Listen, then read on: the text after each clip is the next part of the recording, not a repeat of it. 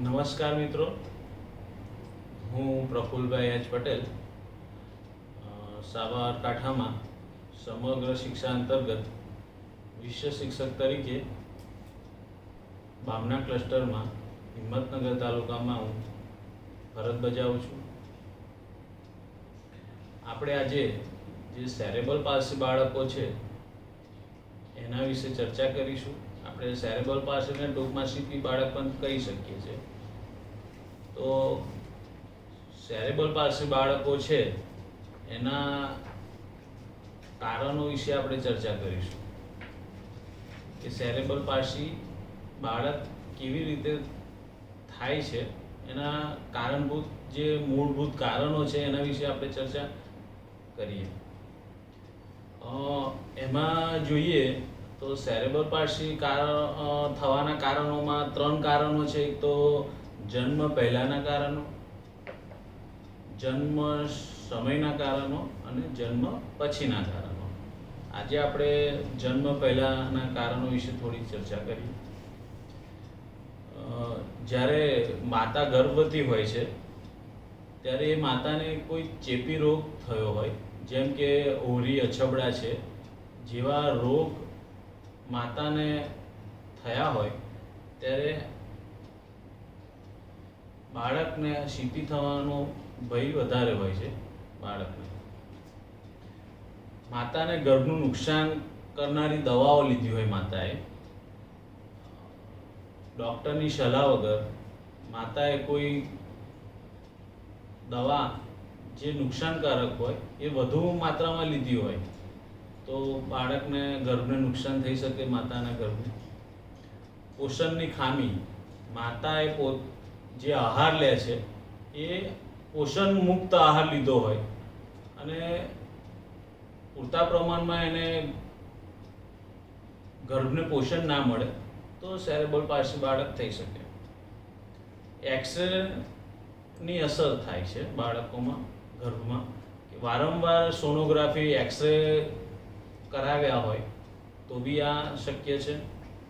ધૂમ્રપાન કે મદપાન કરવું, માતાને કોઈ વ્યસનની આદત હોય, જેમ કે દારૂ છે, કોઈ પાન કે સિગાર છે, પછી તમાકુ જે વાળા પદાર્થ છે એ લીધા હોય અને સતત એને જે કહેવાય ને કે જે માતાને એની હેબિટ હોય અને એ બાળકના ગર્ભને નુકસાન કરે છે. અકસ્માતથી ગર્ભના બાળકને નુકસાન થાય તો સેરેબલ પાલ્સી થઈ શકે. માતાને જે તે સમયે અકસ્માત થયો હોય પ્રેગ્નન્સી વખતે તો આ શક્યતા રહેલી છે. માતાને ડાયાબિટીસ જેવી તકલીફ હોય. આમ આપણે જે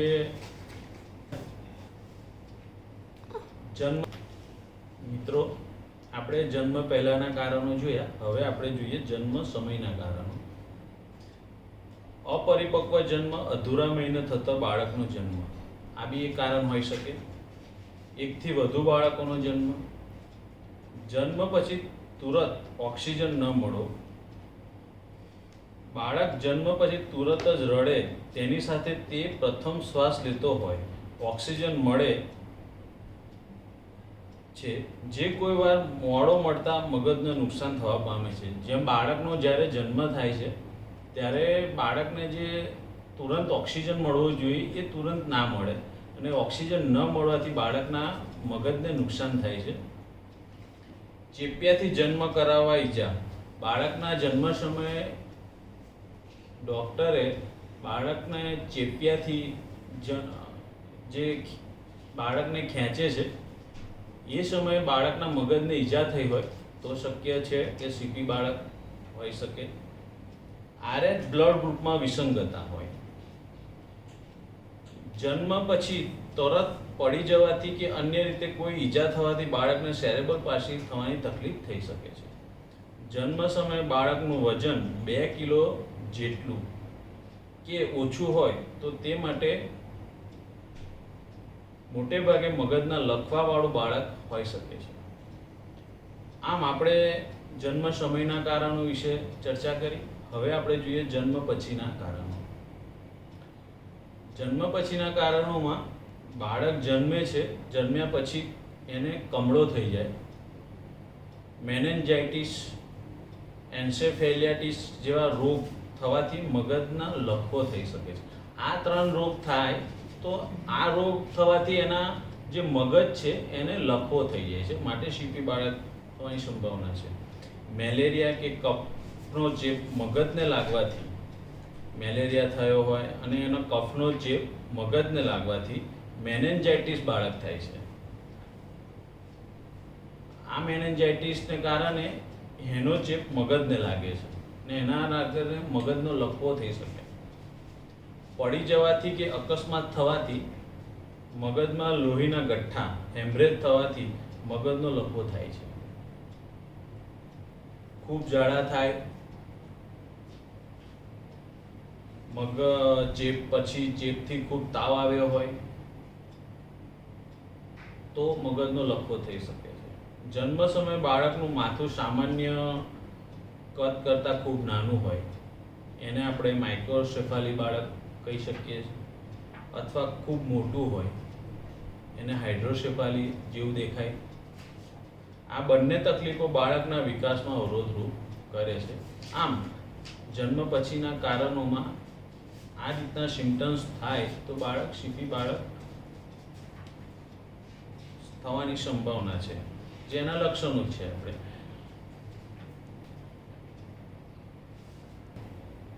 હવે આપણે જે શીપી બાળકોના જે લક્ષણો છે એના વિશે ચર્ચા કરીએ.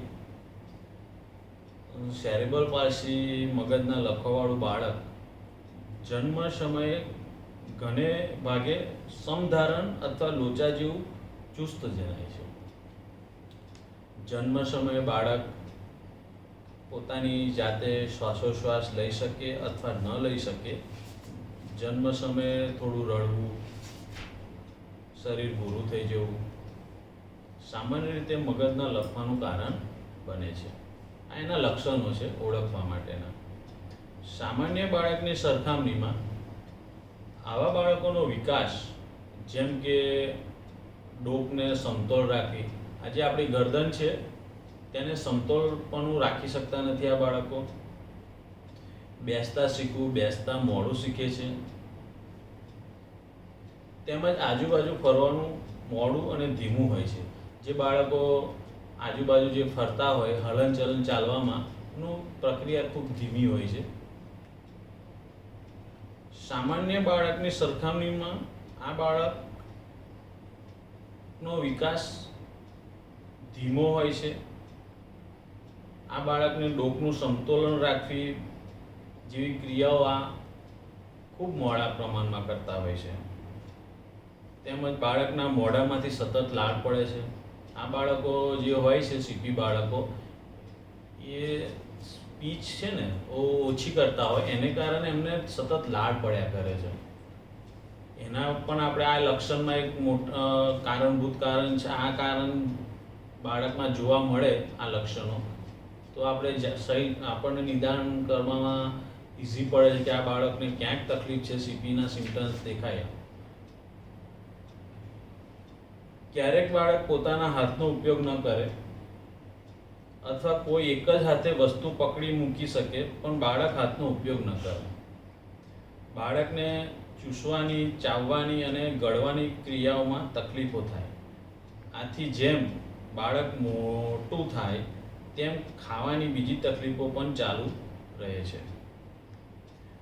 બાળક કદાચ સતત રડતું હોય અને ખૂબ ચીડિયા સ્વભાવનું બની જાય, અથવા ખૂબ શાંત હોય, અથવા ક્યારેક હસતું કે રડતું ન હોય. બાળક કદાચ કોઈ અન્ય બાળકોની જેમ હળેમળે નહીં, વાતચીત ન કરે, તો આવા બધા લક્ષણો જોવા મળે છે આપણને, તો આપણે એની તરત તબીબી તપાસ કરાવવી જોઈએ. બાળક વાની વિકાસમાં મોડું હોય છે, બોલવામાં મોડું શીખે. પછીથી કેટલાક બાળકોમાં અસ્પષ્ટ ભાષાનો વિકાસ થાય. આ બાળકો અસ્પષ્ટ ભાષા બોલે તો બી આપણે એનું નિદાનમાં આપણે ડૉક્ટરની સલાહ લેવી જોઈએ. સેરેબ્રલ પાલ્સીવાળા બાળક 50% બાળકો મંદબુદ્ધિવાળા બાળકો જેવા લાગતા હોય છે. આ બાળકોના સિમ્ટમ્સ થોડા મંદબુદ્ધિના જે બાળકો હોય છે, બૌદ્ધિક અક્ષમતાવાળા બાળકો, એના જેવા સિમ્ટમ્સ હોય છે. આમ આપણે જે સામાન્ય લક્ષણો સીપી બાળકોના જોયા,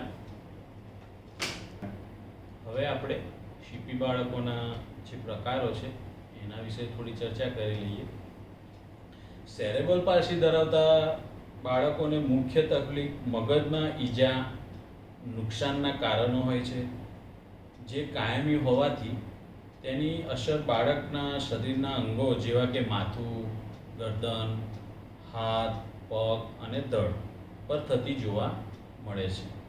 દરેક બાળકોમાં આ વિકલાંગતાની તીવ્રતાની માત્રા ભિન્ન ભિન્ન હોય છે. જે સીપી બાળકોના કારણો છે એમાં 3 પ્રકારના સીપી બાળકો હોઈ શકે છે. એક તો સ્પાસ્ટિક સીપી, સેકન્ડ છે એથેટોઇડ સીપી અને થર્ડ છે એટેસ્ટિક સીપી. એમાં આપણે સ્પાસ્ટિક સીપી જે છે બાળકો, એની થોડી માહિતી લઈશું. સ્પાસ્ટિક સીપી સામાન્ય રીતે આ બાળકો 65% બાળકો યુવાનો આ પ્રકારના હોય છે, જેમને સ્નાયુઓમાં સામાન્ય કરતાં વધુ હોવાથી અક્કડતાનું પ્રમાણ વધારે હોય છે, જેને આપણે સ્પાસ્ટિક તરીકે ઓળખીએ છીએ. મગજના મુખ્ય ભાગ સેરેબ્રલ એટલે મોટું મગજ ને ઈજા થવાથી સ્પાસ્ટિક સીપી થાય છે. આ જે બાળકો છે એના મગજનું જે મોટું મગજ છે એને ઈજા થઈ હોય ને ત્યારે આ સ્પાસ્ટિક સીપી બાળક થઈ શકે છે. આ જે સ્પાસ્ટિક સીપી બાળકો છે એને આપણે ઓળખવા હોય તો એના આપણે 2-4 કારણો, એના લક્ષણો જોઈશું કે કઈ રીતે આપણે એમને ઓળખી શકીએ. હલનચલન અતિ ઓછું હોય આવા બાળકોનું. સ્નાયુઓમાં હળવાથી અતિ ભારે સુધીની અક્કડતા જોવા મળે, જેથી વસ્તુને પકડવા, છોડવા તથા તેની સુધી પહોંચવામાં ખૂબ મુશ્કેલી પડે. વાણી વિકાસ મોડો જોવા મળે આ બાળકોમાં.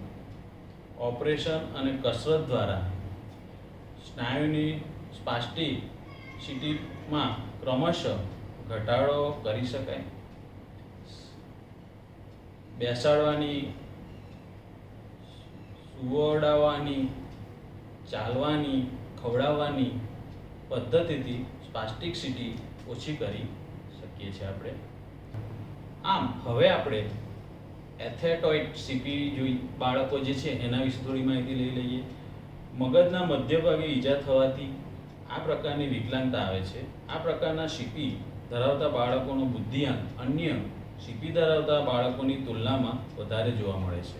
આ પ્રકારના સીપી બાળકોના લક્ષણો આપણે થોડા નીચે મુજબ ચર્ચા કરી લઈએ.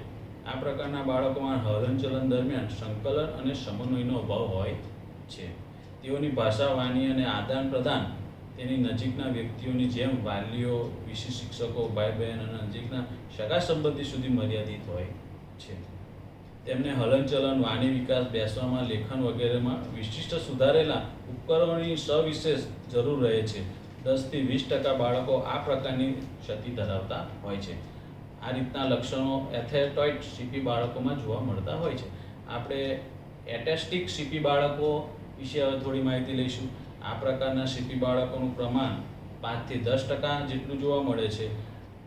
આ પ્રકારના બાળકોના લક્ષણો નીચે મુજબ હું જે જણાવું છું એમાંથી આપણને થોડો ખ્યાલ આવી જશે કે કઈ રીતે આ બાળકને ઓળખી શકાય. મુખ્યત્વે બેલેન્સ, સંતુલનનો અભાવ જોવા મળે છે આ બાળકોમાં. અસ્થિર ચાલ, અસ્થિર ભાષા અને વાણીનો લય આ હોય છે. સંકલન અને સંતુલન વગરનું હલનચલન હોય છે. બતકની જેમ પંજા ત્રાંસા અને પગનો બેજ પહોળો રહે છે. આમ આપણે જે સીપી બાળકો વિશે જે માહિતી મેળવી એનાથી તમને એટલો તો ખ્યાલ આવી શકશે કે સીપી બાળકની ઓળખ કેવી રીતે કરવી, એના લક્ષણો કયા છે, એના પ્રકારો કયા કયા છે અને સીપી બાળકોને જન્મ સમયે કઈ તકલીફો થાય છે બાળ માતાને, એના આધારે તમને ખ્યાલ આવે કે આપણે આ બાળકોને કેવી રીતે ઓળખી શકો અને કામ કેવી રીતે કરવું. મને આ બાબતે આ વિષયની ચર્ચા માટે જે તક મળી તે બદલ ખૂબ ખૂબ આભાર.